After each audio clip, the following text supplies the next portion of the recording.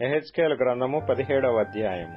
మరియు యెహోవా వాక్కు నాకు ప్రత్యక్షమై ఇలాగు సెలవిచ్చెను, నరపుత్రుడా, నీవు ఉపమాన రీతిగా విప్పుడు కథ ఒకటి ఇశ్రాయేలీయులకు వేయుము.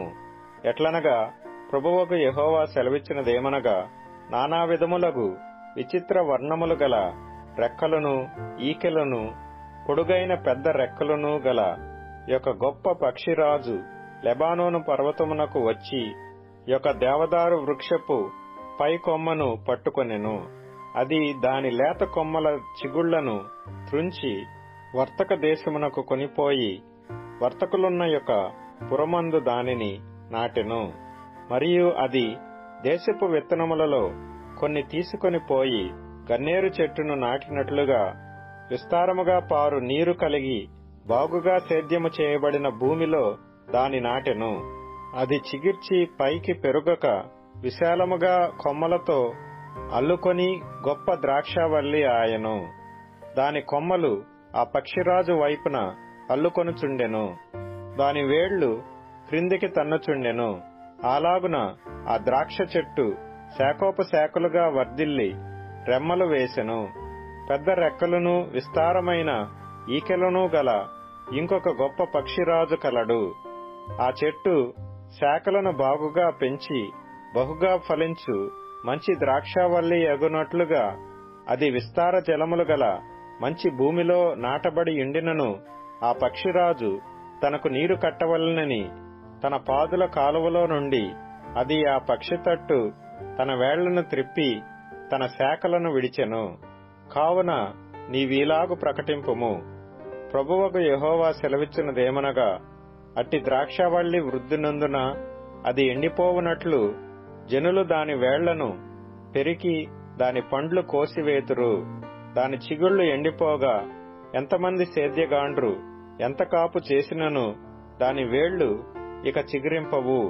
అది నాటబడినను వృద్ధి పొందునా, తూర్పుగాలి దాని మీద విసరగా అది బొత్తిగా ఎండిపోవును.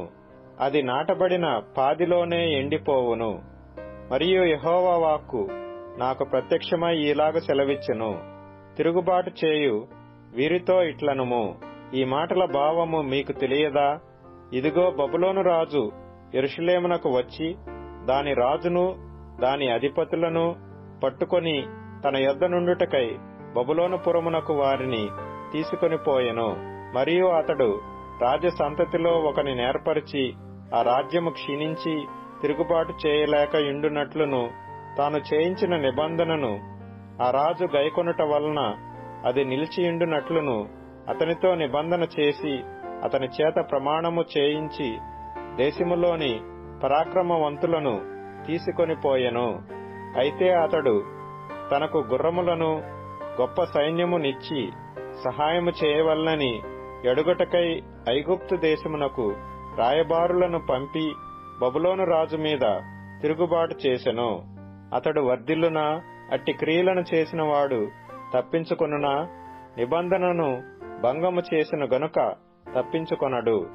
ఎవనికి తాను ప్రమాణము చేసి దాని నిర్లక్ష్య పెట్టెనో, ఎవనితో తాను చేసిన నిబంధనను అతడు భంగము చేసెనో, ఎవడు తన్ను రాజుగా నియమించెనో ఆ రాజు నొద్దనే బబులోను పురములోనే అతడు మృతి నొందునని నా జీవముతోడు ప్రమాణము చేయుచున్నాను.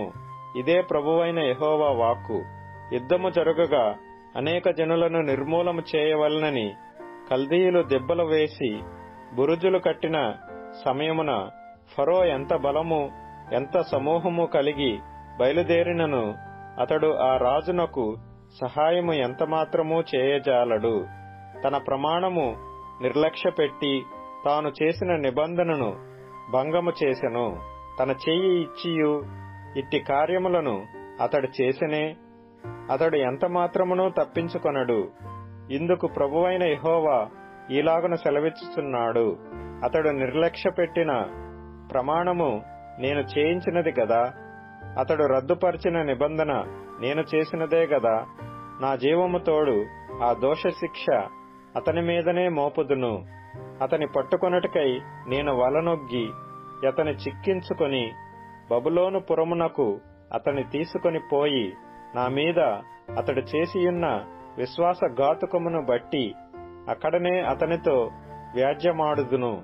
మరియు యెహోవానగు నేనే ఈ మాట సెలవిచ్చితిని. మీరు తెలుసుకొనున్నట్లు అతని దండువారిలో తప్పించుకొని పారిపోయిన వారందరూ ఖడ్గము చేత కూలుదురు. శేషించిన వారు నలుదిక్కులా చెదరిపోవుదురు. మరియు ప్రభువైన యెహోవా ఈ మాట సెలవిచ్చుచున్నాడు. ఎత్తైన దేవదారు వృక్షపు పై కొమ్మ ఒకటి నేను తీసి దాని నాటుదును. పైగానున్న దాని శాఖలలో లేత దాని త్రుంచి అత్యున్నత పర్వతము మీద దాని నాటుదును. ఇశ్రాయేలు దేశములోని ఎత్తుగల పర్వతము మీద నేను దానిని నాటగా అది శాఖలు విడిచి బహుగా ఫలించు శ్రేష్టమైన దేవదారు చెట్టగును. సకల జాతుల పక్షులను దానిలో గూళ్లు కట్టుకొనును. దాని కొమ్మల నీడను అవి దాగును. మరియు యెహోవానగు నేనే ఘనమైన చెట్టును నీచమైనదిగాను, నీచమైన చెట్టును ఘనమైనదిగాను చేయువాడననియు, పచ్చని చెట్టు ఎండిపోవునట్లును, ఎండిన చెట్టు వికసించున్నట్లును చేయువాడననియు భూమియందుండు సకలమైన చెట్లకు తెలియబడును. యెహోవానగు నేను ఈ మాట సెలవిచ్చితిని. నేనే దాని నెరవేర్చెదను.